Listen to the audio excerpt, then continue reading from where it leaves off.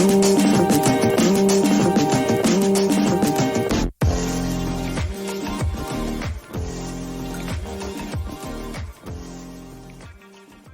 everyone. Welcome to a new episode of So Here's What Happened. And this is the podcast where I, your host, Carolyn Hines, and my friend, LaNeysha Campbell, talk about all things nerdy, film, TV, books, manga, cartoons, all of that good stuff from a Black nerdy girl perspective.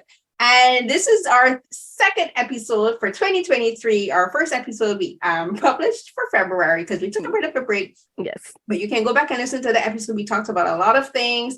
And in this episode, we're going to talk about shows like Beef and Swarm and films like Creed 3. But before we get into all of that, LaNeysha is going to do our little disclaimer for being a part of the But Why Don't That? I prefer to do it because she does it so much better than I. We'll do that and then we'll get into her first recommendation, which is a manga. Okay. So Here's What Happened is a proud member of the But Why Though podcast community. Yay. There. I feel like I could do ASMR with that voice. But yeah, I'll kick things off with what I've been reading. So actually it's a webtoon. It is called Señorita Cameta, and brief summary is this: it's in a crime-ridden city. Two mafias dictate the law while the rest of the citizens still place their hopes in the police. Alex will not wait for the indifferent system to deliver justice. Feeling ignored and powerless over the disappearance of her best friend, Alex decides to take justice in her own hands by becoming the phantom thief, Cameta, and uncovering a net of corruption and crime that goes deeper than she ever imagined. Will Alex be able to find Lola before it's too late? Find out. Go to Webtoon to read more. But no, seriously, I really like this. It's like the creator, they go by Archan. It's Arechan. What is that? Arechan. Sorry. But yes, Archan. So they've done other work. I'm familiar with their work with Luff. It's that was a romance, and they also have another series that's Faust. So, but this one's a bit, I wouldn't say it's a mix of both, whereas Cameta is very much inspired by Gentlemen Thieves, like Lupin the Third. There's themes that's drawn directly from those kind of character types. And I really like it because it's not that we haven't seen more female characters in that position, but it's nice to see a woman of color in this and this character type. And honestly, I love the art. It's very colorful, it's very playful, the characters are very expressive, and it's like it sinks you, like it sucks you in like the first chapter because you're curious about like, okay, there's a heist, and this girl who you'll see is who is Alex and who becomes Señorita Cameta. She's very clever, she's very quick on her feet, but this is just the stuff I love about webtoons because I feel like it gives the opportunity to tell very original stories while also taking inspiration from other themes. And I think this is a prime example of that. So if y'all are just looking for something fresh, something that has heist in it, a gentleman thief character type, just like very playful, colorful art. And I like that versus like, even for it to be a crime drama, it's still very comedic, but also light, and it's not too heavy until it is heavy. But yeah, I highly recommend checking it out. So I was gonna say something. I was gonna ask a question, and now it's not completely out of my head. Oh wait, so like, does it start out with the heist of one thing, or is it like the heist takes place throughout the whole webtoon? Oh, it's like basically you enter into episode 1, and she is in the middle of a heist. And then like the summary says she's basically trying to uncover dirt on people. She's very much not Robin Hood, but technically yes, I guess Robin Hood would be right, because that's what gentlemen thieves are. They don't steal from the poor, they steal from the rich, and they also unveil the truth of like maybe these people who are at a higher status in the law. So in this case, the two mafia families. She's exposing them and getting the truth. But at the same time, yes, get their money. Yeah, you know what? Get paid. And I just love how you could tell the characters inspired by like Lupin the Third, and then also like Sly Cooper Fox. If anyone played Sly Cooper on PlayStation, y'all know exactly what I mean. It's just it's so good. Yeah, thieving is expensive. Like if you're gonna be stealing high-tech stuff, you need high-tech gear to steal the high-tech stuff. Again, agreed. And also, who better to steal from than rich people? That's what I say. Always steal from the rich people. That's just always what's the best thing about characters like this. It's just like they're not, and they're made to seem like the villains. Like, y'all know how much I love Lupin the Third, but like that's my favorite thing. He's made to seem like a villain, and he doesn't see himself as the hero, but he ends up doing heroic things because there's typically somebody who is an actual evil villain. Yeah, he's like, and he is going to stop it. Yeah. So you're like, perfect. You are a jerk for no reason. So you know what? I gotta deal with you, and I'll deal with you. Exactly. And sometimes it's out of just coincidence, where it's like for hers, it's more so a part of her mission. So I think it's a refreshing read, and it's like only at, let's see, I think it's only at like 54. Yeah, 54 chapters, and the mid-season finale just happened. So see, perfect read. That's my issue with webtoons. Like, I'm a kind of person, like, I need a whole complete story, and webtoons for me are frustrating because, like, you'll be getting to the story, you'll be like, oh, it's getting good. And then it's like, oh, the writer will be like, oh, guys, I'm taking a break. I don't know when I'll be back. And you go back like 3, 4, 5 months, they're not back. And I'm just like, you know what? You deserve a break, because creating webtoons is extremely hard work and very time consuming and very expensive. You deserve a break. But then you go back like a whole year later and you're like, okay, where's the second part? And you're like, oh. And the same thing happens with reading fan fiction too. Man, fan fiction is worse though, because you really don't know if they coming back. I mean, I'm talking about myself. They'll just drop a story completely, and sometimes they never come back, or sometimes they'll be like, oh, I decided to discontinue this story, and you're like, what? Why? And they'll start a whole completely new story. I'm like, what? You know, you're describing me. I started a fan fiction when I started writing when I was 15. And I will never tell y'all what the titles are, because I'm not gonna get judged for what I was writing at 15.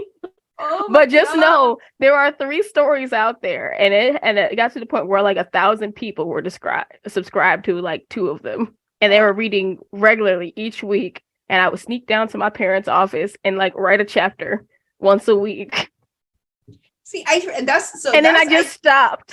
I've got the only way I read unfinished fanfics now is if I see the person updating regularly. So if I see the person updated this week and I saw them updating last week, then I'm like, okay, I can trust kind of sort of that you'll continue updating weekly till this story is finished. But if it's not finished, I don't read. I prefer to read like 15 and 20 fanfics a week that are just 1 or 2 or 3 chapters, that invest my time in reading one with 45 chapters and it hasn't been updated in like 6 and 7 months. Well, I guess the good thing is, and we can wrap up on this section, but I would say the good thing about webtoon is if it's a webtoon original, which like this series is, I don't know the ins and outs behind the scenes with webtoon on it, but there's also kind of like this, like when you do an original series on webtoon, that's like a webtoon original, you are, I think, contractually obligated to update so many, and then like you're contracted to do so many chapters for a season, and then like you get a break.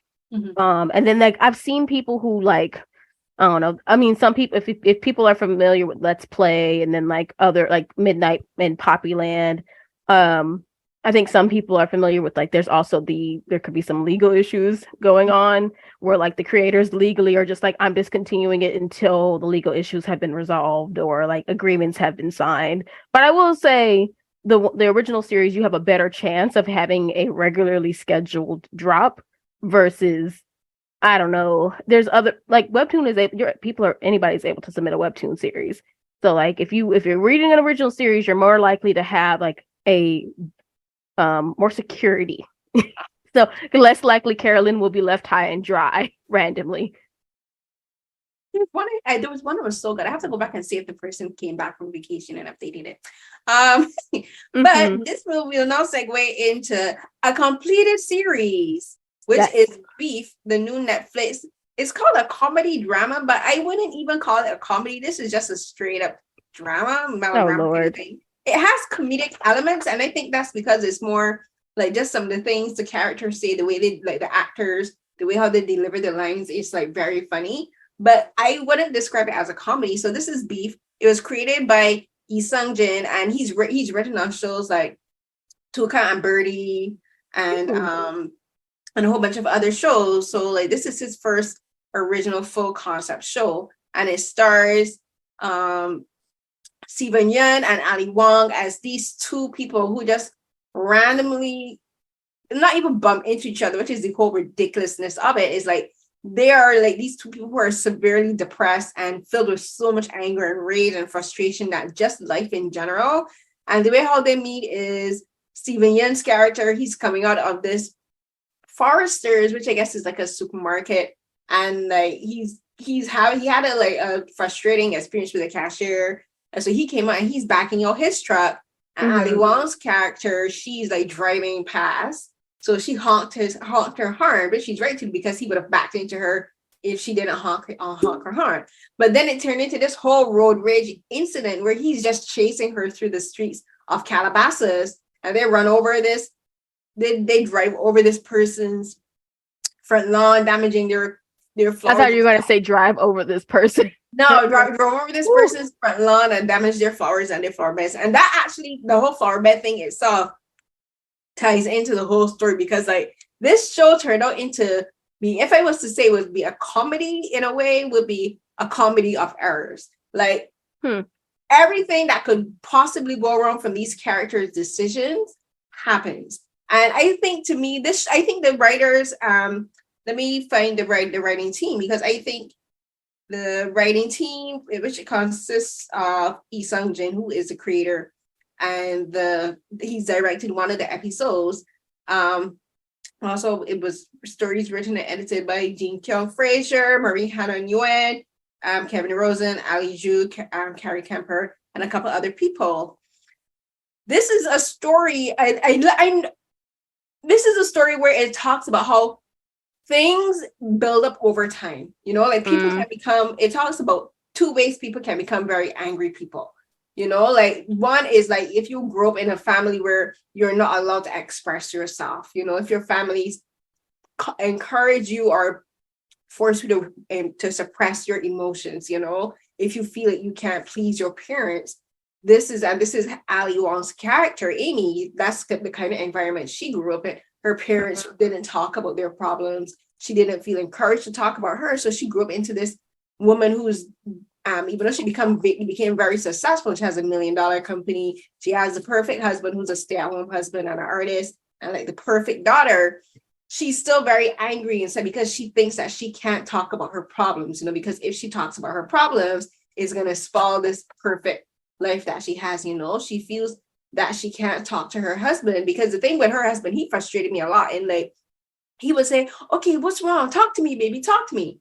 And she would start talking to him and he'd be like, okay, stop, because you're starting to spiral. I'm like, if you would just let her finish, she would stop, you know, but he stopped her midway. And I'm just like, she can't get the rest of her emotions out. You know, so that's where her frustrations and her angers come from. And her anger and frustrations are more relatable. Like I related a lot to her character. Whereas for Steven Yeun's character, Danny, he's just angry, and he's angry at the world and angry at himself, I think, because of inadequacy. Like he feels that he doesn't measure up to a lot of people. He has all these aspirations for his construction company, but he also makes some extremely stupid decisions. Like so many of the things that goes wrong in this is because he just makes really, really bad decisions. He does not think of consequences. He doesn't think, if I do this, what will be the possible consequences for this, right? And that's how his character is. His character is one of those characters, I think, particularly men in general, where they don't consider how their actions will impact other people's lives. You know, they don't think 2-3 steps down the road. They just think immediately, like, okay, if I do this, this is going to solve my problem. I'm like, but you're creating problems for like 10 other people around you. So his character was just like, the entire was like, Danny, what are you doing the entire time? So it's 10 episodes and it has 3 main directors. So the 3 main directors are Lee Sung-jin, as I said, who's the creator. He directed 1 episode. 6 episodes was directed by Mike Schreier, and the 3 other episodes were directed by Hikari. Now I had to like do a little bit of geek out because Hikari, I've actually interviewed her before. She was the writer and director of a film called 37 Seconds, which is also on Netflix. And her film premiered at TIFF in 2019. And I interviewed her. And she was like one of my favorite interviews personally. And I was just like, oh, she directed this film. But the direction for this series is really, really good. Right. But narratively, it takes a couple of missteps, I think, especially in episode 9 and 10. I think the series could have been 8 episodes. It didn't need to be 8 episodes. And I think episode 9 in particular was completely useless. Like so many things happened in episode 9. I was just like, this doesn't feel like the show that I've been watching for the last 8 episodes. It feels completely different. It turned into this kind of Wes Anderson, Rian Johnson kind of like comedy thing where it just turned into like they had like this whole I can't spoil it because like that's an embargo thing, but like this entire episode, so many things happen. I'm like, what is happening here? I'm like, what? And then at the resolution in episode 10, I'm just like, what happened in episode 10 could have happened in episode 8 or even episode 7. We didn't need episode 9. So that would be my main critique for the show. Is just like there are some kind of things I think like maybe Lee Sung-jin thought that he needed more dramatic moments. And I'm like, no, this entire show is dramatic. You didn't need all of this. Say episode 9, and I would actually say episode 9, and I would actually say would be almost a perfect series. But apart from that, like the acting is amazing. Like the entire cast is amazing. Like even the supporting characters, like Justin H. Min, he plays one of the siblings in Umbrella Academy, and he plays Ben. Yes. Umbrella Academy. He is in this as well. He's a supporting character, and I really liked his character. I actually kind of wish we had more of his character a bit, because I think his character had an interesting dynamic with Danny, and he was also in After Yang, which was a film directed by Kogonada, starring Colin Farrell and thing. But yeah, Ali and Steven, yeah, they own this show. Like this was their show, and like this just shows like what we've always known, that Steven Yeun is a fantastic actor and that Ali is a fantastic dramatic actress. Like we know that comedians make some of the best dramatic actors and actresses, and she is terrific. Like, and the directing style works really well to me because it has a very particular feel and a very look to it. So I really liked it. So that is my review of Beef on Netflix, and I think it's releasing on Netflix April 6th. So this will be published before then. So the only thing I was talking to someone else about this is perhaps for me, I didn't really feel it because I'm on anti-anxiety meds and antidepressants. So I think the medication actually helped with me not feeling anxious, because I think this is a show that could make people feel anxious, which I think is intentional. The whole point of this show is about exploring people's anxiety, and a lot of the things happen are supposed to make you, the audience, feel anxious. So that's the only caution it would give to this show, is just like be mindful of that. Like this is not a show that I would say binge. Like maybe watch 1 or 2 episodes, like a heavy watch. Yeah, I maybe watch 1 episode at a time, but I wouldn't say binge. I watched it I watched 9 episodes yesterday and the last episode today. But as I said, I'm on antidepressants and anti-anxiety meds. And I honestly think if I wasn't on it, I would have felt maybe a bit anxious watching this. So like, just be cautious of that. Gotcha. No, I'm really interested. I've seen the trailer for it, and honestly, it's very funny because they are both on Tuca and Birdie as boyfriend and girlfriend. So I think it's right. And I don't know if they do the voice acting in the same room together at the same time, but I kind of do love the idea of, it's like you go from having to like talk to each other as if you're in a relationship to talking to each other and like hating each other. And that's a good dynamic. I feel like that's the mark of like actors being able to do that, is like really impressive. Like, can you talk to this person as if you hate them? You know and what? Then switch it. Now that you say that, it's probably easier to do it with someone who you've done work with before, I'm sure. But it's just like, it's interesting. Yeah, but I also, now that you said that, I'm wondering if the creator, Lee Sung-jin, if he had the same thought of having their characters be kind of like, because they kind of have that kind of dynamic where like you are someone that I could potentially like or love or even be friends with, but I just absolutely hate you, and like there really isn't any reason for them to hate each other this much, but it's just because they had this road rage incident. Like it just all escalated from this, and it kind of feels almost, if you like following what you're saying, like a relationship wherein like if you're in a relationship with someone and like this one thing annoys you, and then like it keeps annoying you more and more and more and more to the point it just drives you nuts, and then you just start hating each other and saying like absolutely mean things. So actually, yeah, so what you're saying actually kind of, I now wonder if he was kind of inspired by their characters in Tuca and Birdie in that way. I think it would be impressed. I would be curious to know. Just like, or was it just like these two actors could do this job well? Like they didn't even think about it, because I just think it's like, yeah, their dynamic in Tuca and Birdie is like, not saying they're the perfect couple, but they're definitely I I don't want to go into it. Well, we could talk about Tuca another time because I think season four will come out soon. I want to watch Tuca because everyone that I know that watches it loves that show, and like Netflix. So good. Didn't it cancel it? Netflix canceled it, but HBO Max picked it up. But you can only watch season 1 on Netflix. So it's kind of funny that Isun Jin's other show, Tuca is now on HBO Max, but this show is on Netflix. After Tuca got, that's so funny to me, actually. Yeah, the industry. Right. Oh yeah, my turn now for the next series, and then Carolyn has also seen this, so we'll be sharing our thoughts together. But I reviewed Swarm on Prime Video for the website. If y'all want to see my overall spoiler-free review of the whole series, you can see that on butwhythough.net. But we're gonna go spoilers with this one. So spoiler warning, y'all can go read the review on the website, or y'all can just hop back in a few minutes when we're done discussing. But Swarm is an American satirical psychological horror thriller television series created by Janine Neighbors and Donald Glover. The series follows Dre, played by Dominique Fishback, a young woman whose obsession with a pop star takes a dark turn. And that is currently streaming exclusively on Amazon Prime Video. So I enjoyed this I enjoyed this series. I watched it as if it was a film, though, because I watched it all in one setting to like get my review out. But I have to say, similar to what Carolyn said about like not binging all of Beef or just like going at a slower pace, I would highly recommend people to take Swarm at a slower pace, even though it's only 7 episodes and they range between like 26 to 32 minutes each episode. It is heavy. It is dealing with a lot. The first episode, honestly, right out the gate, is a lot to deal with. And but I applaud Dominique Fishback for being a dynamic actress, and I even said it in my review. And like, I guess like long story short, like from the synopsis I just read, Dre, who's played by Dominique Fishback, their character, I won't say goes on a killing spree, but she becomes a serial murderer of sorts. Like she definitely, but she doesn't. It's not like she's not necessarily methodical about it, but she's a murderer. That's plain and simple. She's a murderer. She's the main character of the series. I expect people to have a lot of mixed feelings about her. Shockingly enough, when the series aired, no one really talked about that. Everyone just talked about the sex scene, which I'm not surprised.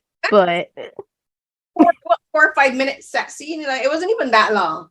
It wasn't even that long, and the whole purpose of it was to show that Dre, the main character, has like this very foreign feelings about like physical and like sexual relationships. Like at least neighbors had mentioned like that the whole purpose of it was to show that she's not necessarily, it's just to show that she has this relationship with sex that is not necessarily normal to other people, because I don't want to call her weird. I think it was that, but also I think she's obsessed with her sister Marissa, who's playing. That too. So, absolutely. I think it was that, and it wasn't that she was obsessed with her sister in a sexual way. I think it's that she's just obsessed with her sister as a person. She idolizes her sister. So like the same way that and this isn't spoiling anything because this show has been talked to death on Twitter. So the thing with the sister, I think she sees her sister the same way she sees the character Nyjah, the singer. So she sees them almost as one person. Like Nyjah is this one side, her sister, and then the Marissa that we know is one side. But it's like to her, I think she sees them both the same way. So when it's funny watch and I saw the sex scene, I'm like, this is it. I'm like, people made it seem like it was such a big deal, and it's like I remember having to like I wanted to mention it, but I was just like, it's not worth mentioning in my review. But it's like, y'all, it's really not that deep. Like they're not even having actual intercourse. The fact that people don't understand that there's intimacy directors in shows like this to make it look real, but they are not actually having full-on insertive intercourse. But if you don't have the intimacy coordinators, you can't actually have sex with people because that turns it into a softcore move. Exactly, and that's not what this was. Like that's not what this was. But anyways, that aside, getting into like the murders and Dominique as a character, Dominique's character, I think it's one of those things because she's the main character, and I think naturally we think we're supposed to root for the main character, but then you realize like, no, we are just on the ride with this character. Like, I'm not rooting for her. If anything, you just get to see and learn more about her as the series goes on. But I do agree with you. I think a big part of her obsession is because like it's more one-sided with her than it is with her sister, but she has this obsessive attachment style with her older sister, and it's to a level where it's unhealthy, and it's sad because it's one of those things where like she feels lost, she doesn't know what to do, and when she's true, like in episode 1, trigger warnings, there is a suicide. Thankfully, I always appreciate when if films are going to touch on suicide that we don't see it, because I feel like that would be way more jarring and a lot for anyone to handle. But I appreciate that this series did that we don't see the suicide, but you realize what happens. Oh, and something worth mentioning is that the whole premise of the series is inspired by stan culture and like the darker sides of stan culture, and they specifically are drawing inspiration from actual events involving the Bayhive, aka Beyonce stans. And I got problems with that, but we'll get more into that. I mean, I expected some people to have problems with that. I think there's something important to note that I think it's important for people to understand. Like, this movie isn't making a statement about Beyonce. It's not making a statement on Beyonce. It's not about Beyonce. It's just that they decided to choose. What if a stan, like a Beyonce stan, went on this murder spree for anyone who ever badmouth their idol on Twitter. And it's like, basically, that's kind of like what she does. Like, if you talk down or talked bad about LaNeysha, who is the pop star in the series that Dre is obsessed with, she literally, and like, I think it's actually because like it's her sister dies and dies by suicide, listening to an album that LaNeysha dropped, and like that was inspired by a rumor. It is false. That is not an actual event, and again, people need to understand that's not the real part. That was inspired by a rumor that happened on Twitter after Beyonce dropped Lemonade, that somebody had killed herself. I'm like, y'all are weird, first of all, for making that a rumor, but that was so that whole thing was inspired by that rumor. And then following that, Dre's sister Marissa, people were like putting a lot of hate. Like, there was one man who said like the bitch deserved to die for listening to LaNeysha, and it's like, we can't act like we don't see trolls like that on the internet, and that's true. Like, but then the whole thing is that Dre goes after people like that, and instead it's not about necessarily getting revenge for her sister, because I don't think you could call that revenge, but I think it's her way of like dealing with her sister's death in a way. But I also think it's revenge for her sister, because every time she goes after someone for bad mouthing LaNeysha is somehow connected to her sister. Like, they show the clips of the sister talking about LaNeysha. So in her head, what the person is, that's why I said I think she sees LaNeysha and her sister as that's one. Good point. So like, when she sees someone attacking LaNeysha, she sees someone attacking Marissa, because Marissa loved LaNeysha. And Marissa was into LaNeysha. And that's another thing. That the show doesn't even really address, but there's a lot of people that when they get into a fandom and become fans of someone else, like after the person has been like really popular for a long time, they become more diehard fans than the people who've been there for years. And this is why I've been saying, personally, I have a problem with them making this show based on, first thing first, Black female fandom, one, and then making it about a Black superstar, because this behavior you see more in white spaces, where it's more like K-pop. For instance, K-pop. There are like people who got into K-pop after, like, I'm going to name them. The group BTS became popular in the US after 2019, but it became the fandom space became flooded with white people. Flooded with people. And that's not for BTS, but that's like for a whole bunch of other K-pop groups. Like, they, like, white people, you know what they do? They come in and try to assert dominance and territory with the space. And that's when you start to see more violent threats coming from the fandoms and like directly and talking about killing people, all that kind of stuff. And that happens. We see it with MCU fandoms, we see it with Star Wars fandoms, we see it with anime fandoms, you know, like, and these people are in trying to prove that they're bigger fans than the people who've been there for years. They become more violent verbally and more abusive verbally. And that's why I was saying I took issue with this film I keep saying film, but this shows. I know it feels like a film if you watch it back to back, right? But because it's shot kind of like a film. But I take issue with this story being about Black women in particular and villainizing Black women. When, for one thing, they didn't even really explore fandom itself. I think this was just a way of showing a Black female character as a violent murderer, and they were just like, how about we just use as an excuse to do this? We're going to use the obsession with a Black female character. Like NaNySha herself isn't even a character. Like we don't get to know who this character is. We didn't get to see the perspective of the artist being looked at this way by the fans, and that would have been an interesting dynamic to have. Yeah, and I guess I disagree with it. I don't feel that it's a film about making a statement or anything about Black women fandom necessarily, because like we only see Dre. I think if we saw others, I think then I would say like, and if it was like solely focused on Black women, but only because like Dre is the only one we see other fans, but we don't see. But even those other fans are kind of like arbitrary, because those are the fans. She ends up taking out those same people.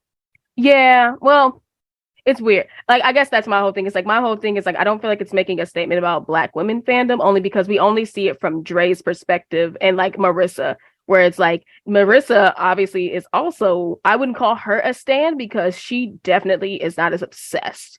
Like, whereas Dre is very obsessed. And then I feel like, I also made this comment about it, is just that I feel my whole thing is this when it comes to, this isn't true crime, but it's made to seem like it's not Dahmer. Let's put it that way. But in a sense, it's filmed like Dahmer, where Dahmer is about a real life serial killer, and it's dramatized for entertainment. It's not a documentary. Whereas like this is shot similar to how Dahmer was, where it's like it's a retelling, but like none of this is real. This is all they're trying to make it seem like it was actually real, because there was even an episode which I thought was the meta.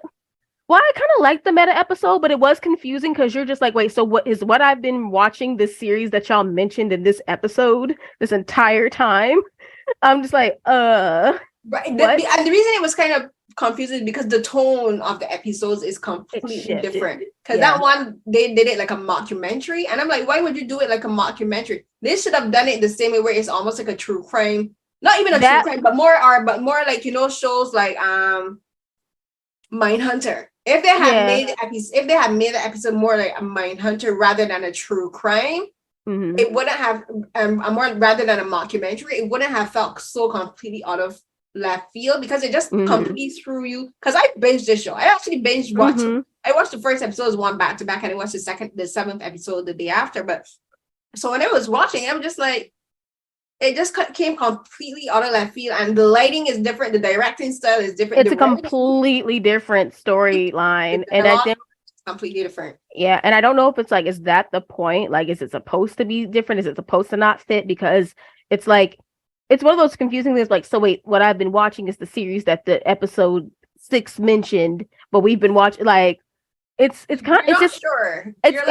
I think that's what it's supposed to do, but then at the same time, this is like it's Donald Glover, so it definitely, that episode made me feel like this has that Atlanta tone, like that it had that feeling to it, and like there's other parts in the show that feels like it has the Atlanta feel and tone to it. So I just like it's weird because like I thought episode 6 was good because we're seeing it from somebody else's perspective other than Dre. But then at the same, because like I think to your point, like I would have really liked to have somebody else's perspective other than her, but at the same time, it's not about anybody else but her. So same thing. That's why I felt confident saying like, yeah, y'all, this has nothing to really. They're not making a statement about Beyonce. They're not making a statement. Beyonce isn't the Beyonce-esque character.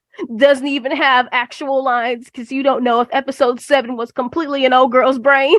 I think it was. Or the ending definitely was, because like I feel like she got tackled on stage or shot, and we just don't see it, and she's just playing out the rest of it in her head, because the way it all just unfolds by the end is just, I was sad for this character, and it's like I also feel like the film, not film. Dang, we keep saying film, but it's like it feels like a film if you watch all of it, but. When we get more of her backstory and we learn that she has a past with violence and like her mental health, I feel like I appreciate that none of that is meant to forgive what she's done. She is not absolved of the murders that she's committed. She is not absolved of anything that she's done, but it does make her more rounded out to understand of like how she got to where she is.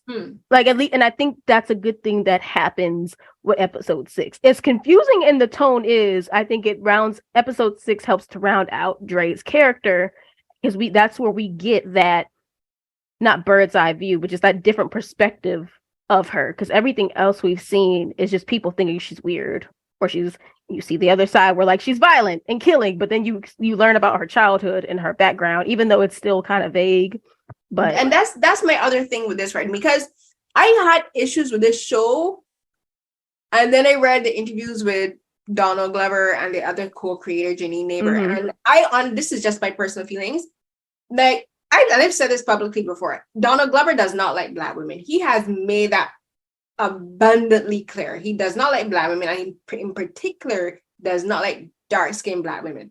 And that comes through in his portrayal of Black women on screen, in the narrative, in the dialogue, and how the characters are characterized. This show is a prime example of that. And people are saying, oh, you can't say that because it has a Black female co-creator. Guess what? Internalized misogyny is a thing in women too. Anti-Blackness is a thing with Black women too. Colorism is a thing with Black women too. Female jealousy is a thing with Black women too. Black female creators can have the same is it discrimination? The same negative feelings about other Black women that Black men have. And this show, to me, this is where my thing with this show could have been so good if it had a different writing team, because I get where they're going. Because yes, it's not a biopic about Stan. They just use Black female fans and like a Black female superstar as kind of like the framework for this story. My problem with this comes is, as you were saying, we don't even really get to know who Dre is as a character. The only way we get to see Dre, what led to Dre being this way, is in episode 6, where we have the perspective of the detective. And as I said, the fact that they didn't even film that properly, whereas like they filmed it in a completely different vibe to the rest of the show, to me shows that they weren't even serious about that. Because, for instance, if they had taken that episode more seriously and made it as serious as the rest of the show, it would have had more gravity to the discussion of this child was left behind through the system because she was adopted and she was dumped, and she was kicked out of the house. Like that gravity to me was lost because the person, the detective, she herself isn't taking it seriously. Really? To me, I feel like she did. To me, she was dead, but she was also kind of gleeful about it. Like, like the part with the caseworker, she was like, are you doing this because you actually care about this young woman? Or are you doing this because you just want to make a case number, because you want to make a name for yourself by catching this serial killer? Because that's what to me, and that's my own other thing. Like, this isn't about the gravity of Black women and Black children being left behind in the system. It's just about making a mockery of the situation. That's where I'm saying, like, the situations with the white women that she killed was taken more seriously than that whole situation. And that's my other thing. And my other thing for this is they like you're saying, like, a lot of the characters were calling her weird. And to me, that's another thing where, again, like, you see the dislike that Janine Neighbor and Donald Glover has for Black women, because that doesn't happen with any other characters in the show. There are other people who would do things, quote unquote, that seem weird, but no one else calls them weird. I think that's because she's just it's about her. It's not about anybody else. But what I mean is just like this character isn't treated. And I can't even if I hadn't read what he said by calling her an animal, me, I'm just like, this character isn't treated humanely. She's not. Oh, sorry. When I say, and I don't mean like she has to be treated humanely, I mean like she's a serial killer, she has all these issues, but even before she started killing people, the character of Dre herself was not treated humanely. And like, you know what I mean? She was treated as like this, like someone that people couldn't stand to be around. I mean, yeah. Because and I have such an issue with that, where people who again, this might be my own personal feelings, but I just have such an issue where, especially Black people, especially people who are seen as being outside of quote unquote the norm are treated as castaways. Like, it's fine to make fun of this person because she talks different. It's fine to make fun of this person because she doesn't know how to wear makeup. It's fine to make fun of this person because she doesn't wear her weave the way her sister does. Because she's shorter, darker, and a little bit more chubbier than her tall, light-skinned sister. You know, and that's my problem with this entire show. And and the show has potential. Like, I like these kind of like dark and satirical, cerebral kind of shows, but this show fails to me in how it just treats Black female characters. Like, even looking at Marissa, I think like Marissa, I didn't even catch on that she had killed herself until later, till it's mentioned by the boyfriend's brother. I was like, that's what happened, because even her death wasn't treated seriously. You know, even her death. Really, like the scene where her sister comes in and finds her. I mean Marissa herself. Like, she just Marissa herself isn't treated as a person. You know, is like her introduction into her very first scene is her having sex. And again, as I said, this is not a problem with the sex scene. It's just how this character is viewed through the lens of the creators and through the lens of the directors. So like, the show has potential.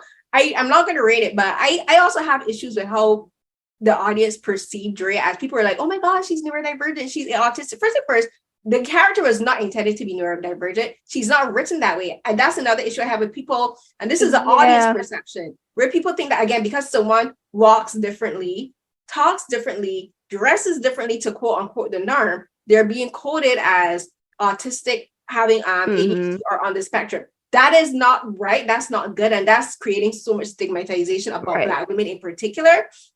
I'm even going to write a piece, but I'm not going to go on a whole rant about that. But I like some aspects of the show. For one thing, Dominique Fishback is like, she makes this show work. Honestly, I don't know if there was anyone else playing the character Dre, if it would even be watchable.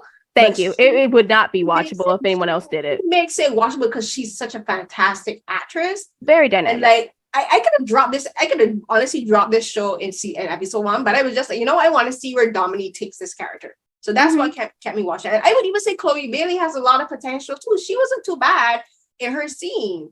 I'm like, you know what, Chloe, you got potential. Be serious about this. Go and take some good acting classes with some people that know what they're doing, and you could actually have like a strong career as an actress. So that's what I am. So that's what I would say about the show. And like, again, it's just like, potential, it was there, but Dominique Fishback to me is the only thing that makes this show watchable. I will say I agree with Dominique Fishback is a huge reason why this show is good to me, and why I called it grips. Like, her performance is what gripped me into keep watching the series, and like, because I just wanted to see what, like I said, you are just on the ride with Dre. And you are just on the ride and seeing where this goes with her. And it's one of those things where I think our first reactions as an audience is to want to root for the main character in the series. And when you realize, no, there's actually nothing. And it's like, Dre is a complex character.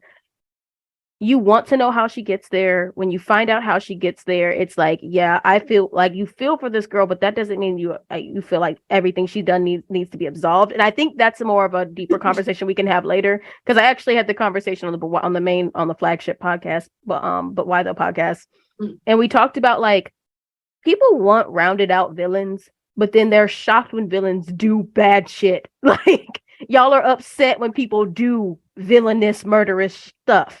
Like, not every villain is maleficent. Not every villain is going to be redeemable. And that's the case here. And it's just like, the way I look at it is like, Dre is this young Black girl who the system failed. She did not have the support system that she needed.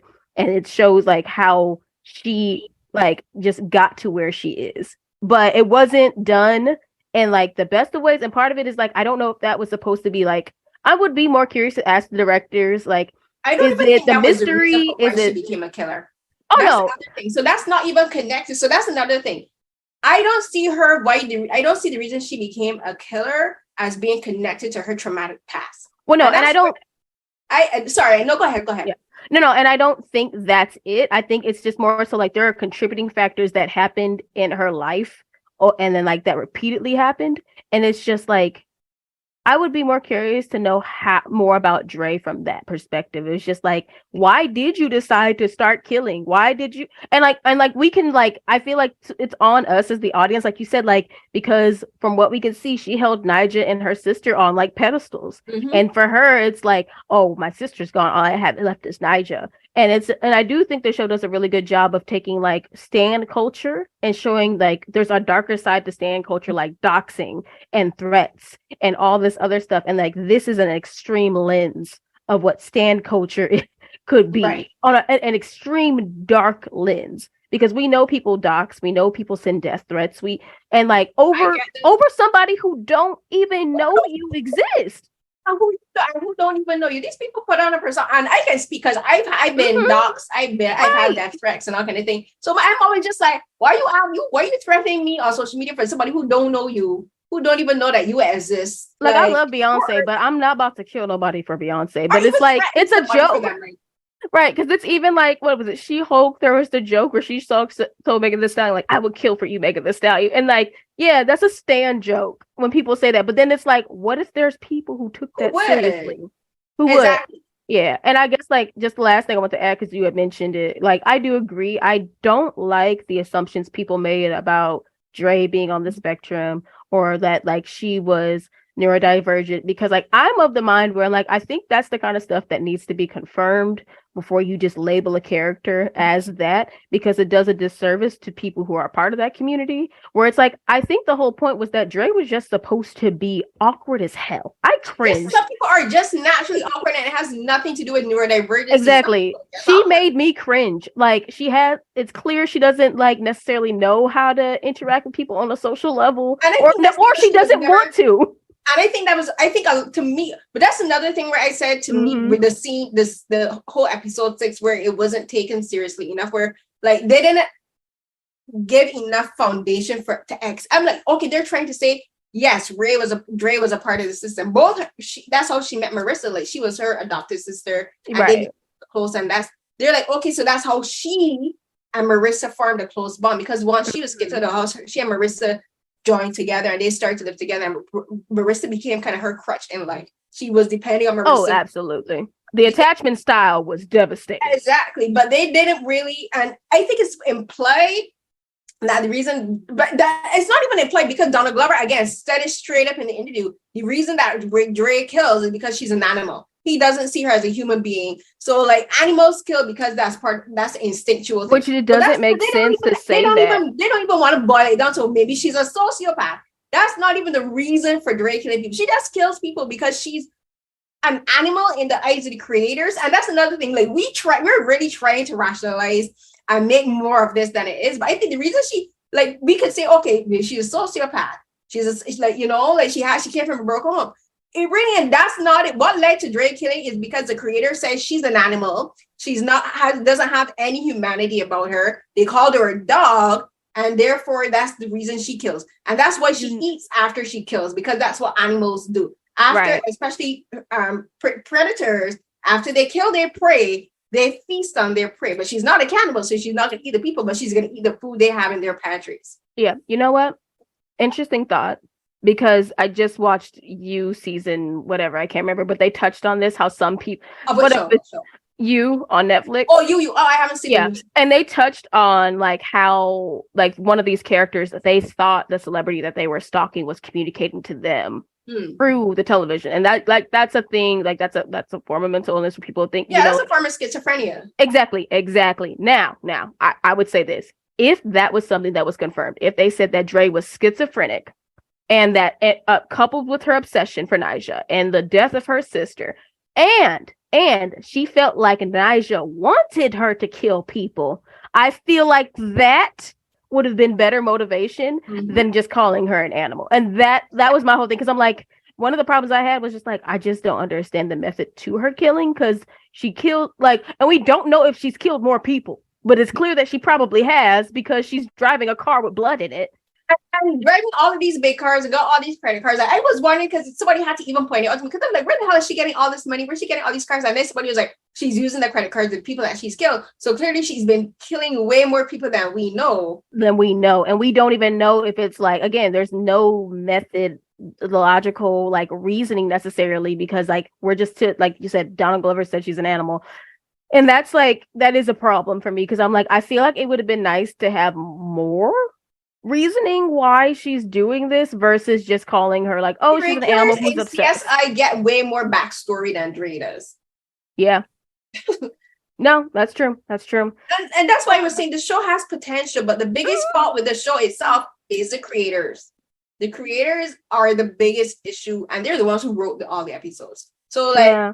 Which, I mean, you draw most of the inspiration from actual events. Well, and I say most, heavy emphasis on most, like the Beyonce getting bit incident, the fans storming the fans storming the stage.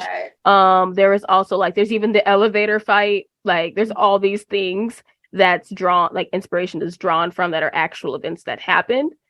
But I think like I liked that part. Like, yes, use the actual events to make it seem more like lifelike, but clearly showing that this is not based on a true story. And that's the other thing, they're contradicting themselves, because right before every episode they were saying this, and this episode is inspired by real events, but then they would say, oh, but this isn't really supposed to be dry. I'm like, you're contradicting yourself. They're trying to not get sued. I wish they would get sued. Oh, listen, I was just like, I kept reading that statement at the beginning of every episode. So I'm like, so you are intentionally basing this on actual events that happened, and using actual footage within the show, like. And all I could think about is like, I hope Beyonce's lawyers had to be on y'all for you to have that statement, because I just don't believe. I don't know. People, and then everybody just speculating whether Beyonce watched it. And honestly, y'all, it don't matter. It's not about her. But the other thing, speaking about using real thing, they use real mugshots. So no, I have a problem with that. And the reason I have a problem with that is, if you notice that after they show the mugshots, there would be usually a male character making insulting comments about Dre's person, her appearance. And that's where, again, that's another example where you can see the creators themselves don't even like, you can always tell when a creator does not like the characters they create. This, you can tell they did not like Dre, and they don't like any of the Black female characters in this show, because the way how the Black female characters in this show are treated is abysmally, and that's including the 4 Black women who were strippers. But my other thing is, because like they made references to Dre looking like a man, and that's something I've been told, because I'm dark skinned and I have sharp cut hair. I've had men tell me that I look like a man because I got sharp cut hair. And so when you have those kind of comments flying at Dre in the show, and why? I thought that was a weird like take, because I'm like, y'all would have just, I guess, and my whole thing is this, because like, if we had the dialogue or the perspective that Dre decided that like, did she do this to hide her appearance as a woman so she would be less likely identified for her murders? Great. That would be great explanation. Right. But then she completely changes the way she looks to look more masculine. And it's like, and then it's just like, well, like you said, someone's like, oh, it was a man who stormed the stage. I'm like, okay, in the real life event, yes, a man did storm a stage that Beyonce was performing on. And I'm like, I feel like that was a weird shift in her appearance, and I wish there was more reasoning. Yeah, because then she's having a sexual experience. She's having a sexual relationship with a woman. I'm like, are you trying to say now the reason she didn't have? And it's not even that, because she had sex with a white guy. So and apparently that was something she had more, because it was this is something for us, the audience, to infer, because the writing again doesn't explain shit.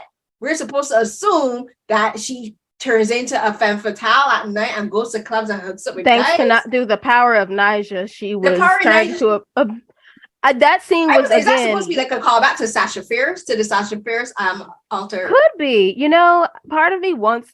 I mean, I don't know if I'm in a space to rewatch all of this again, but there is like, I don't get it, because I'm like, there's just some things that like I don't necessarily want the creators and directors to always like spell things out. But at the same time, I feel like you're asking the audience to infer a lot. Like, her sister and her just had a big fight. Her response was to binge the visual album that NaNySha just dropped, and that inspired her to go and have sex with the first man that she caught an eye with. And then, like, so that's literally what happens. But then I'm just like, the reasoning behind it, it's all set up. And I think like that's where it's one of the problems, is it's like you did these things to set up the next thing that was going to happen, which was Marissa's suicide, but the reasoning is just lost. Marissa's suicide, the reasoning, she killed herself because her boyfriend was cheating on her. Her boyfriend was cheating, and she thought NaJa's song was talking to her.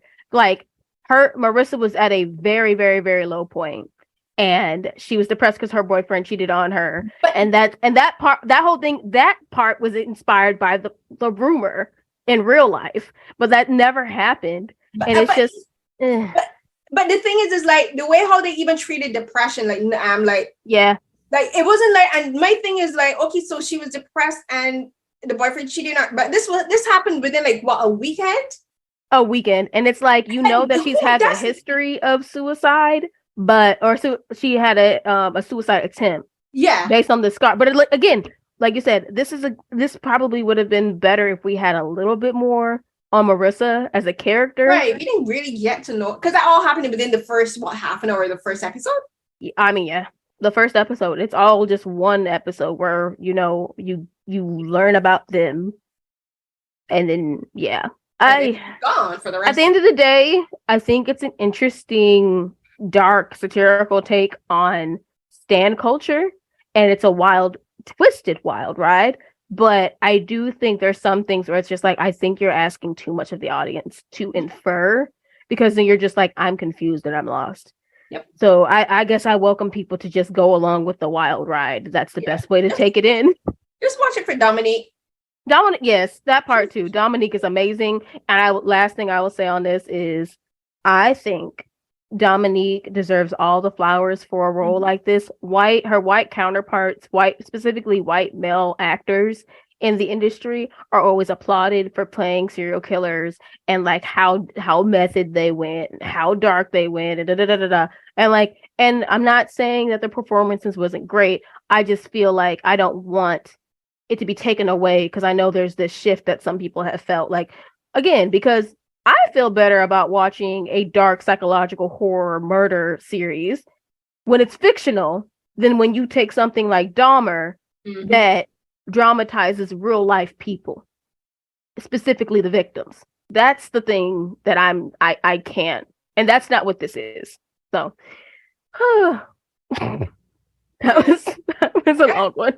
Agreed. So we just finished talking about Swarm, the new Amazon. I always want to say Amazon Prime, but it's also Prime Video. I know. It's such a long one. Just say Prime Video. Prime Video. The new Prime Video show starring Dominique Fishback. And the next our film selection for this episode is going to be Creed 3, directed and co-written by Michael B. Jourdan. You know what? First off, I just have to say I am so proud of him for doing this film, because this is his first production, because he's done like the show Saving Dion on Netflix, and he's been executive producing a lot of other projects as well. I think he also executive produced one of the the last Marvel film. I could be wrong, but he also EP'd this film as well, and he worked very closely with the cinematographer, Kramer Morgenthau. I'm plugging myself here a bit because I interviewed him for Variety, and you can read that interview with Kramer Morgenthau on Variety. But I'm also going to publish the episode, the interview in audio format as well, so that'll be coming soon. But I'm so proud of him, because this is his first feature directorial debut, and this is such a well-made film. But also, because when you got millions of dollars behind you, when you have an extremely large budget behind you, you can make a fantastic film like this. The cinematography is just peak, and I love it. And it's just like the fight scenes, my favorite part, because like when he said the film was inspired by anime, I feel like if you have ever seen, you already knew I was gonna go there, because I feel like it is. And I know some people were looking for like the literal inspirations. I'm like, no, y'all, it's as simple as like there are certain body shots where like the camera and like how he's like in the very first fight, when like the film opens, he has this moment of like how you see, like, obviously it's slowed down for our perception, but it's actually happening very fast. But it's like you see his eyes, you see how he's moving, and it's like this is stuff from anime, like this freeze frame, almost like speed cam and then freeze frame of like, yes, exactly. And like how he's noticing like every split second thing, like everything in a split second. Like a And fly flying across the screen. Right, the like a ball of sweat just dripping down your that was it, literally at the ball, the sweat dripping down the side to like hit somebody. It was great. Muscle flex. I picked up all of that too. I was just like, I'm like, that's an anime shot. I'm like, that's an anime shot. And the body shot to the stomach where he basically like heaved over into the air. The twin knockout punch. It's just like, it's so good. But I especially love the fact, and I wrote 6 reasons to watch Hajime no Ippo after Creed, because Michael B. Jordan has gone on record saying how much of an inspiration Hajime no Ippo was for him. And I think anybody who watches Hajime no Ippo will understand what he means. Like, Ippo is this young Japanese boy who wants to become stronger and wants to prove himself. And a lot of that comes from he was inspired by his father. Who is Adonis inspired by to become a fighter? His daddy. And why? Because he wanted to prove himself as a fighter, not to just go. And like, even though the first one, correct me if I'm wrong, he originally didn't fight under the name Creed. No, he fought under the name he had from his adoption. Yeah, that's right. His adopted. No, wait, that still would have been Creed. But like, was it her maiden name or his mother's birth mother's maiden name? That's right, his birth mother's maiden name, and that's important because for him, it's like, I didn't want to earn this because I am a Creed, and I feel like because he hated his daddy at that point in time. I mean, that too. He had daddy issues and all that, daddy issues. He had complicated daddy issues, but I think a big part of it is like for Creed 3 is like how it calls back to Creed 1. Because it is about legacy. It is about him proving that, like, I built this and I expanded on my father's legacy. But as much as he expanded on his father's legacy, it is his legacy, like rightfully his legacy, even though it's like he didn't really even get to know his father. Yep. Like, I'm pretty sure Apollo died before he even met his father. So it's like, it's really good in that sense, where like the anime references and the callbacks to previous films. How did you feel about Sylvester Stallone not being in the movie at all, though? I'm actually so happy that there weren't that many white people walking around this film. I was just like, this. He was like, you're gonna have as many bad people as we're gonna have, and the only reference to Sylvester's character, to Rocky, is Drago's son being there, which I'm so happy that they're friends now, because they were like, that's our parents' ish. That's like Drago and Rocky's ish. That's not me. That our ish. And they were like, that's another thing I think this film is about. It's about breaking not generational curses, but just breaking away from grudges that parents hold. Like that's if your parents have a grudge against another parent, that's their business. They're like, let's not make it our problem. So I think that's a lot of that was a big theme this one, because the same thing with Adonis's mother, who was Creed's wife. She was still kind of bitter about the relationship she had with Apollo, and while she denied it, some of that bitterness was still there. She still had resentment for it, and it still kind of fed into her relationship with Adonis, but she didn't realize it. He felt it and he could see it, but like she couldn't see it, and neither his wife Marissa, she couldn't see it either. But he was just like, he's like, I can see the resentment. It's there. I can feel it. Well, and I think a big part of that is because of how she tried to block Adonis and Dre having a relationship while Dre was in prison. Like, it's almost as if she wanted to erase the place that he came from, because it's a reminder of what her husband did. And it's just like, do you realize how like your feelings about something is affecting this boy and like actually boys? Like, and I feel like it's unfair because I feel like she did everything with love and because of how she cared for him and all these stuff. But it's like, but you did contribute to this issue. But it shows you that parents, even when parents do things from a place of love, that parents don't always know what's best. They don't.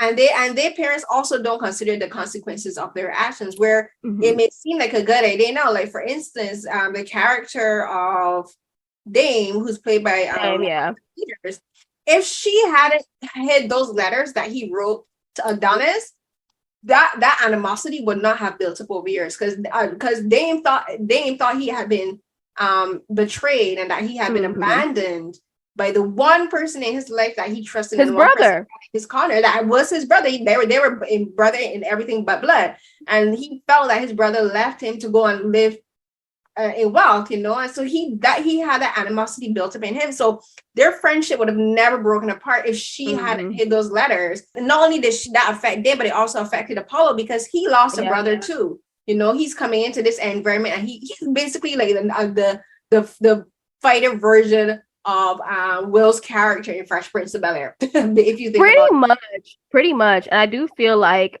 Adonis does owe some blame because for sure. We at least know he did not make an attempt to reach out to Dame on his own. And like, if he had, I think it would have been better for us to have seen. But I think that's the whole point. It's just like he has his own guilt because he realized, like, I did leave you behind. That was my past, and he had the money to reach out. He could have hired a private investigator and say, "I need you to find this friend for me." Right. I mean, even as a grown man, he could have looked into like finding out what happened to Dame, and it's like rather than doing that. And I think that's a big part of like his arc in the story is how he's dealing with a bit of survivor's remorse, and also dealing with that, dealing with the whole. He wants to be a mentor to newer fighters. He wants to like help others, but it's just like, first of all, I love Creed series, but like I love how none of this makes sense because like we said this before in Creed 2 when we reviewed it. There is no way on God's green earth that Drago and Adonis would ever fight because they are in completely different weight classes. Yeah, exactly. They were completely different weight classes. And same thing here. There is no way that fight between Dame and then I can't remember what was his name. The other fighter. Let me look it up because he was actually pretty good too. I liked them. I like this. I would like to see more, but then we'll get into the Creed. He was Felix Chavez. And yes, Felix.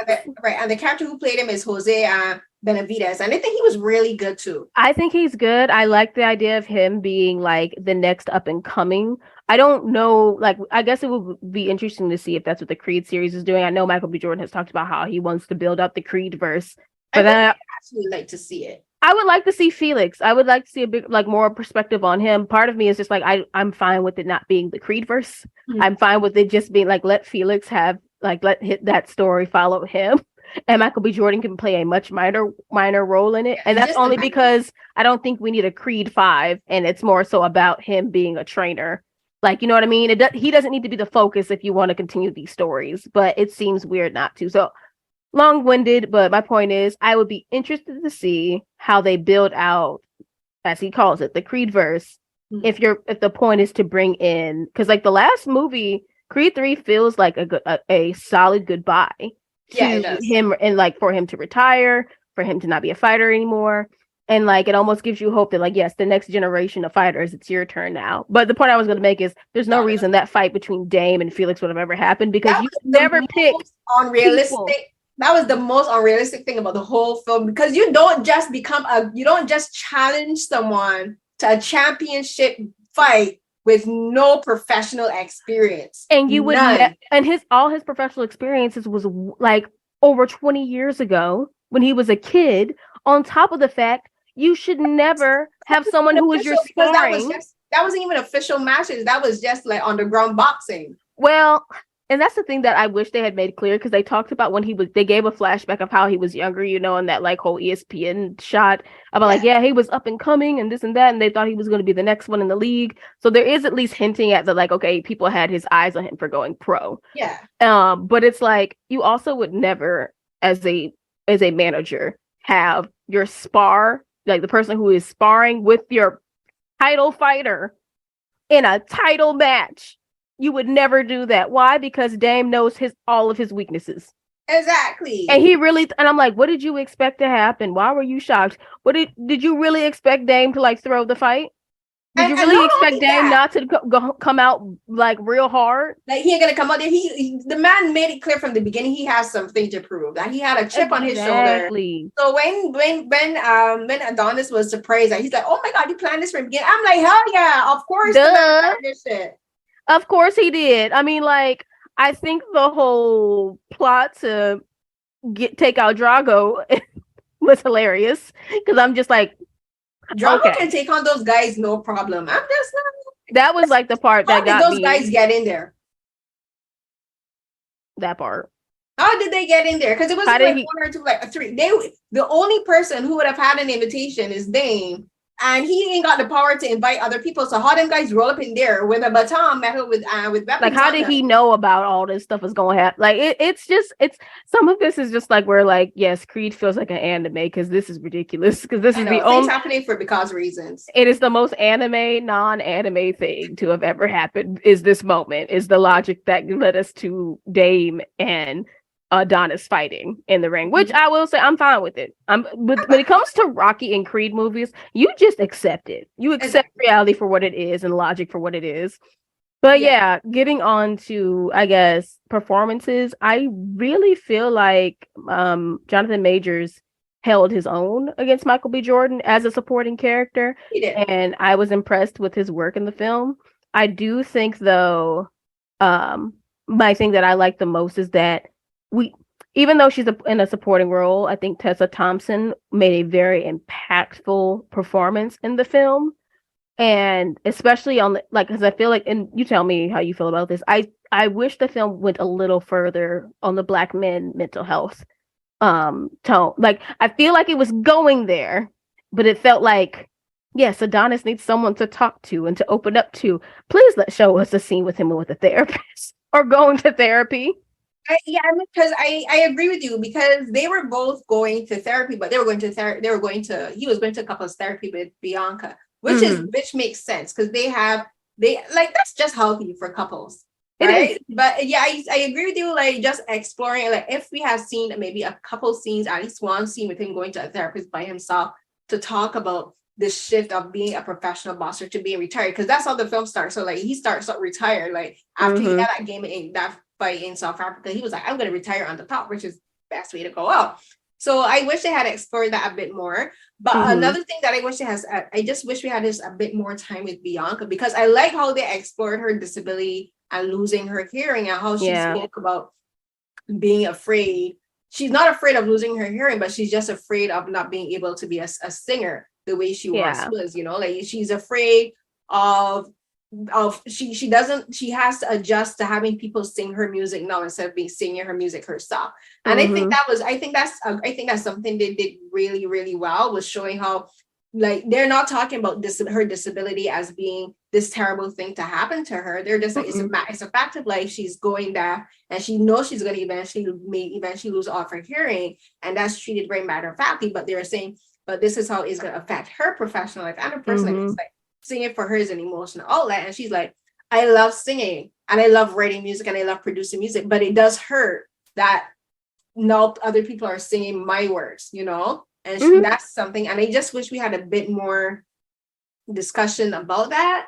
Like I wish we got to see her talk a bit about that a bit more. And also we got to see more of their daughter, who is Amara, who is played by Mila Davis-Kent, who is deaf in real life. So they had a child played by a deaf female actress, which I think is amazing. And I think that was really good. Happy that we're getting to see more of that. And I'm actually just, because the Creed the new Creed series is created by Brian Coogler, and I love that he introduced that from the very beginning, that we're gonna have a disabled character, and she's gonna be a little Black girl who is deaf. And I love that we are getting more explorations of her now, and that is hinted at that we maybe in the next film we'll get to see teenage Amara learning to box from her father, because in the show, in Creed 3, we see that she has an interest in boxing. She wants to learn to box, and that she's also learning how to defend herself.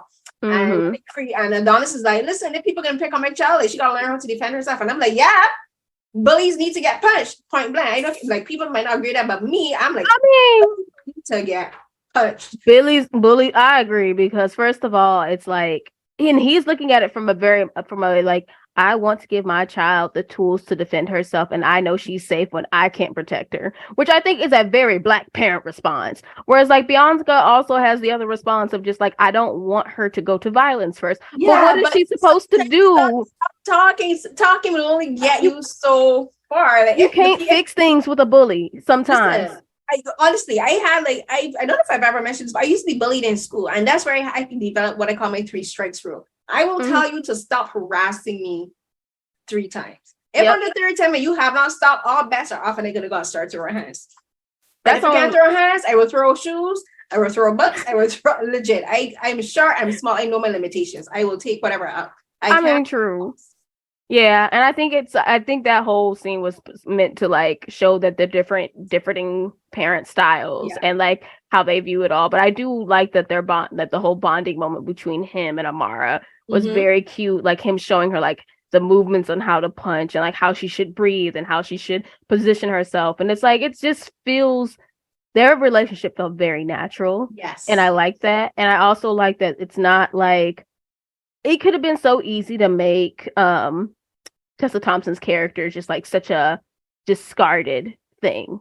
Mm-hmm. But I think showing how the progression of her disability and how it's affected her from her in her career, where it's like, no, I'm still creating music, I'm still creating sounds. I can't perform on stage anymore. And I Right. think that was important for her to like have that. I just feel like she had more agency. Yeah.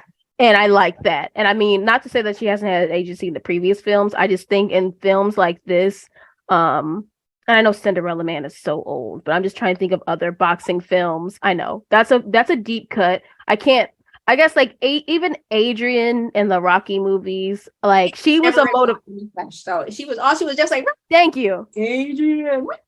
Like she was a motivation for Rocky, and like that felt like it. And I feel like I like the fact that Mila's character is more so like she has her own journey too. Yeah. I don't think we always get that when it comes to sports films, sports dramas, or like, things like this when we're talking about the main character. And it's not that the movie's about her, but I do like the fact that she wasn't just treated as a prop. And I applaud the film for going the level there. But I did like the whole message of just like, it's not I just because I'm a woman, like essentially that's what I felt when she said this. Like, just because I'm a woman doesn't mean this is easy for me. I have to figure out how to talk about my feelings too. And I'm like, yeah, no, talking about feelings, expressing things that are wrong. Not, I feel like women and men handle them differently, but that doesn't mean we're more equipped to handle with our mental shit than y'all.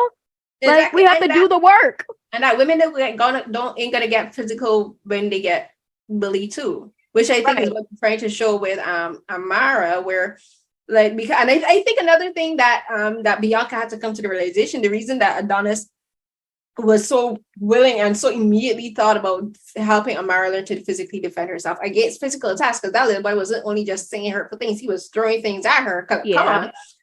Was because of his own upbringing. You're right. Like I think Bianca, she forgot where Adonis came from. She forgot his background. She didn't know everything, but I think she still forgot that he came from a pretty rough childhood, and so his first instinct is going to physically protect himself. He's a boxer. That's his thing. So yeah, especially when you couple in the abuse too. When we because we didn't know that he was abused. We just knew he was in a group home. But like this film shows that like he went through some serious abusive behavior with his foster father or whoever. Like I don't know if foster father. Foster father, in the group home, and it's one of those things where it's like, yeah, because of your anger, do you realize you could have ended up where Dame was, and Dame could have been where you were. Mm-hmm. And I think even the film just does a really great job with like with this perspective, with that whole thing, and then also the final fight, where like when we see the few rounds of them fighting, but like that final round is just silence. Oh, Kramer called it the void fight. He said that's what they refer to. Yes, I love that. Because it's like they both cut out everything, the noise, and it's like you see that they're both are fighting something different. Dame is fighting his past and being stuck behind bars, and Adonis is fighting for like his legacy and to like keep everything that he's worked for. But like there was a small part of me who felt like if Adonis lost, I think he should have still felt like he has his legacy. But that's not how things work in the boxing, that whole in boxing films. But sorry, go ahead. I agree, because I was watching the film, I had the same thought. Like, what if he loses? But even though he loses, he realized he knows his legacy is still intact because he's paid his dues, he's proved himself time and time and time again. Like whether if he gets beat by Dame, it's not that his legacy is lost. But then I had the thought, well, because this last fight sequence lasted pretty long. It was a pretty lengthy. Yeah. I also had the thought, like, nah, Dame got to get his ass handed to him, because you can't. Because he was disrespectful. He was disrespectful as hell. Because just our principle alone, you're obviously getting whooping. You deserved every bit of that. But Yeah, and I will say this. It's not that Rocky not being there was weird, but it was kind of weird in the moments where like you could tell that he needed a mentor to talk to. And I feel like they should have made the manager of the gym, what was his name? I'm looking at because I'm terrible. The actor's name is Wood Harris, but I'm yes, Wood Harris character. Tony Little Duke. Right. Tony, thank you. That was the moment that Tony's character could have transformed into more of a mentor. But you saw how Adonis don't listen to him. He don't listen to that man at all. The man was, I told you. Right. And I just wish that like his character, like I think he was phenomenal, but I really feel like what I would like to see is that he goes into that more seasoned role and is like the voice of reasoning to Creed, where it's like, you can come to me when you got, things on your mind to talk about, and I will tell it to you straight. I'm not gonna hold back. Like, I feel like he would have been the perfect person to step into Rocky's role as that for him. I think so too. I'm wondering if maybe there were scenes like that and they just have to cut it for time, because the film is pretty lengthy. The film is almost 3 hours long. So I wonder if they probably did have scenes like that and they had to cut them because of time and stuff. That's another thing I love about the film is Wood Harris. Like, Wood Harris is like one of my favorite actors from like the 90s. And this franchise has just put him back in the limelight again. And I'm just like so happy that I'm just like, oh, what, you're back. And like, he's so great as this character Tony, because like he goes toe to toe with Michael, and like they just go toe to toe in the scenes, and like he is like the voice of reason throughout the whole film. And he's also, like I just said, like the mentor, but I don't think he's only the mentor for Adonis. I think he's like, if you look at it in a way, like the things he says applies to all of the characters. Like when he tells him let go of what was and step into what is, applies to all the characters. Because like if you look at Bianca, like that could go for her too. Let go of what was, which is like your singing career, and step into what will be, which is your future career as a writer and producer. And even for little Amara, like she want to be a fighter, and like if they do another film, as I said, I can see the next film being a jump forward in time, and it's her in teenage years training to become a boxer and that kind of stuff. It's like a time with her set in school and training to be a boxer. It'll be interesting for sure. I think and I think they're gonna do it because they're doing a comic book series with Latoya Jackson, who also I drawing a blank on the name of the comic, but we reviewed her comics for So Here's What Happened Before, and I'll post those in the show links. But she's writing the comic of Creed 3, and it's gonna be about Amara. So if they turn that comic into a film, I can't wait for that to happen. They've hinted at a lot of things. Like I think basically calling it the Creed verse, but the comic book, possibly an anime series, Drago as a spin-off movie. Like that, because like Martin is a very likable actor, and he actually has potential, and I liked his dynamic with Adonis. Like they have a good rival but like friendship like whole thing going on. And if it's like I do think there's good potential with the Creed verse. I'm definitely interested to see how things would go. I think part of me feels like I would be interested in a series versus a film with Amara, and I think a lot of that is due to the fact that like I don't know if you could do everything in a film with I guess it depends on how they're going to tell the story, because a limited miniseries. Yeah, a limited miniseries, and it's like, not that I don't think a film couldn't be successful, but when we talk about like boxing films and the boxing industry, we really haven't seen anything from like the female boxing except for like $1 Million Baby. So I would just be interested. I would take either one, but I think a miniseries, like a limited series, would be interesting to see how we could see her as a growing up teenager into it. But I want to see her fleshed out I think it's because I want to see her fleshed out as a character. And I don't know if you can do that in a film. I agree with you. Because thinking about it, you mentioned $1 Million Baby, but also we haven't had a sports-centered female story in a while. Pitch was canceled. Pitch, and even King Richard wasn't necessarily focused on the Williams sisters. It's about them, but it's about the dad. So it's like there's definitely been female sports-centered films, but like we have never seen, and like part of me is like, I just don't want y'all. I feel like the mass audiences will feel like female boxing not as intense, not good enough, and I would rather like I wanted to prove y'all wrong. Yeah, I think it could do that, and it would be another great opportunity to get to learn more about Bianca and that kind of stuff. And If anyone says that female boxers is more intense, fun fact: Michael's trainer for this film is a woman. The woman, you know, in the training montage, the white woman that does the spark, that's his trainer. That's his trainer in real life for the film. So like, don't become talking about what women don't know what they're doing, because his trainer for this film was a woman.